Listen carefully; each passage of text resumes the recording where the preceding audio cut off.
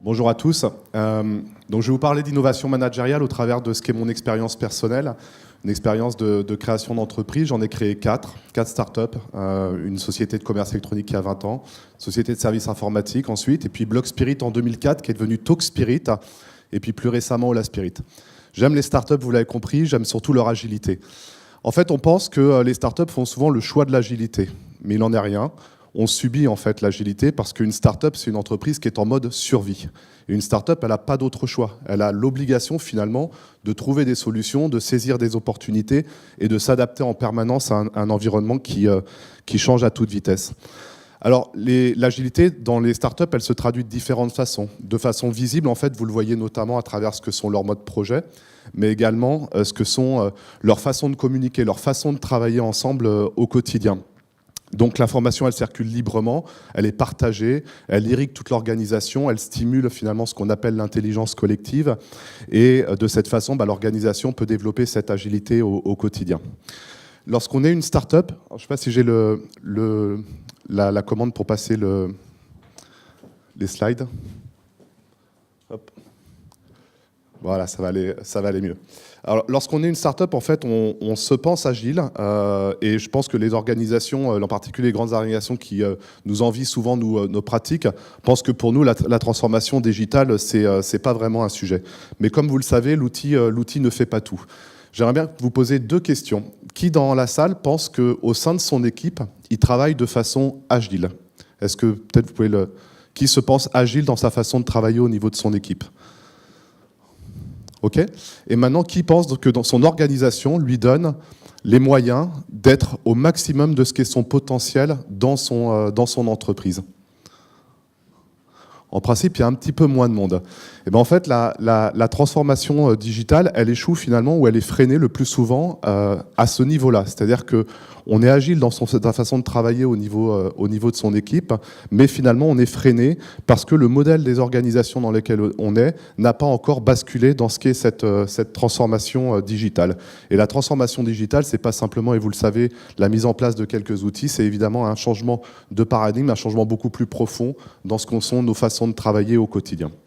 Alors, il y a 6 ans, lorsque je développais Talk Spirit, on était quasiment une trentaine de collaborateurs, et à cette taille-là, j'ai commencé à rencontrer les premières difficultés dans ce que sont nos façons de travailler au quotidien. En fait, je ne m'étais pas posé une question qu'on devrait se poser naturellement lorsqu'on crée son entreprise, c'est comment nous allons nous organiser au fur et à mesure que nous allons nous développer. J'ai créé cette entreprise, donc j'en étais le chef. Au fur et à mesure qu'elle se développait, finalement, je nommais une première ligne managériale et puis ensuite une seconde ligne managériale. Et c'est de cette façon, finalement, que l'on obtient le modèle selon lequel toutes les organisations aujourd'hui sont gouvernées, c'est-à-dire un modèle de gouvernance qui est basé sur le pouvoir des personnes sur les autres et un modèle qui est globalement assez statique, où le mode commande-contrôle fonctionne bien lorsqu'on pense que la croissance, elle est surtout liée à sa capacité à reproduire une situation existante. Ces difficultés, elles sont devenues de plus en plus importantes, jusqu'à avoir un turnover très important, une vingtaine de mes collaborateurs en 2013 qui quittaient l'entreprise. Je me suis mis à chercher des solutions, évidemment, et parmi ces solutions, j'ai rencontré une méthodologie qui s'appelle Holacracy. Il en existe beaucoup d'autres, qui permet en fait de transformer ce qu'est le modèle des organisations. Donc j'ai investi un petit peu dans cette méthodologie et j'ai décidé de la mettre en place au sein de Talk Spirit. De cette façon-là, on a développé un support pour pouvoir travailler de façon différente dans notre organisation. Et pendant ces 3 dernières années, j'ai rencontré en fait de nombreuses organisations qui explorent finalement de nouveaux modèles managériaux. En particulier, et vous pouvez le retrouver dans cet ouvrage de Frédéric Laloux qui écrit « Réinventer les organisations », eh bien, on trouve une nouvelle génération dont 3 des caractéristiques, selon en tout cas l'auteur, sont d'avoir en fait libéré, d'abord une raison d'être évolutive, d'avoir distribué l'autorité au sein de l'organisation, et puis 3e caractéristique, la possibilité qui est donnée à chacun d'être soi-même dans l'organisation comme il est en dehors de l'organisation. Alors cette nouvelle génération d'entreprises, dont j'aime à penser en fait qu'elle est le futur des organisations, c'est une organisation qui se pose la question de ce qu'est sa raison d'être. Je l'ai entendu plusieurs fois dans ces conférences, c'est la notion de purpose, de raison d'être, qui vraiment est l'élément fédérateur et qui aligne l'ensemble du travail qui est réalisé dans l'organisation. Ce sont des organisations qui vont du coup découper et qui vont décliner finalement cette raison d'être à tous les étages de l'organisation. Cette organisation, on la retrouve le plus souvent décrite de façon holarchique. C'est le modèle d'ailleurs qui décrit le vivant.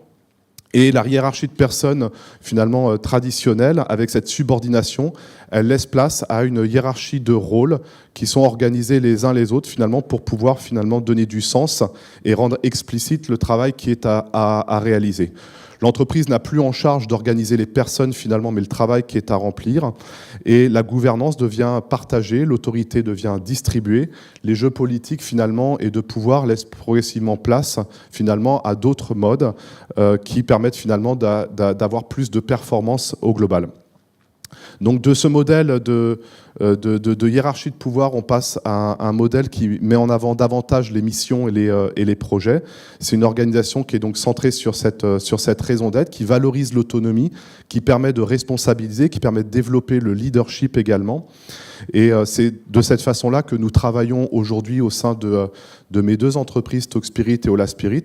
Mais je ne suis pas tout seul, puisque aujourd'hui, de très nombreuses organisations mettent en œuvre ces innovations managériales et pas que des startups, aussi des grandes organisations qui explorent aujourd'hui de nouvelles façons de se réinventer, de redessiner leur modèle, en particulier quelques-unes ici que j'ai la chance d'accompagner parmi les 400 entreprises que nous accompagnons aujourd'hui dans une trentaine de pays sur la plateforme Holaspirit. Alors moi, j'ai la conviction que ce modèle aujourd'hui, c'est le modèle de demain, que notre modèle actuel appartient au passé. On parle de plus en plus d'entreprises for purpose qui finalement prennent le pas sur des organisations qui étaient auparavant for profit et non profit. Mais for profit et non profit, ça fait plus rêver personne, en particulier les nouvelles générations qui sont en recherche de sens, qui ont besoin de s'investir et de s'engager dans une cause qui leur parle. Et pas plus tard qu'hier, je recevais le communiqué de presse, je ne sais pas si vous l'avez vu, de la Maïf, qui annonce être la première des grandes organisations à devenir une entreprise à mission, suite à la loi Pacte qui vient de passer en mai. Et je pense qu'on est au démarrage finalement de toute cette génération d'entreprises qui se pose la question de son sens, de son impact sur son environnement, sur le monde, et qui va vraisemblablement aussi communiquer de plus en plus finalement sur cette notion-là. Donc bien, ces modèles-là permettent finalement de décliner ce sens dans toute la hiérarchie de l'organisation et permettre à chacun finalement d'être au maximum de ce potentiel pour pouvoir être partie prenante de la réalisation de cette mission. Alors j'ai la conviction qu'il n'y a pas de transformation digitale réussie s'il n'y a pas de transformation des modèles organisationnels et finalement de la transformation du pouvoir en tant que tel dans les organisations. Et je voudrais aujourd'hui, pour conclure, quelque part, m'adresser aux dirigeants de ces organisations. Il y en a peut-être dans la salle avec quelque part deux nouvelles. J'ai une bonne nouvelle et puis une nouvelle un petit peu peut-être moins bonne. La première, et donc si je commence par la moins bonne, c'est que c'est impossible d'imaginer ce que va être l'entreprise que vous dirigez en fait sur un horizon de 3 ans à 5 ans. Le monde est beaucoup trop complexe pour que l'on puisse en fait imaginer la façon dont les choses vont se dérouler. Donc ça ne sert à rien de s'épuiser à essayer d'organiser. C'est beaucoup plus facile finalement de libérer le potentiel et de laisser finalement les choses se dérouler en les encadrant néanmoins d'une certaine façon.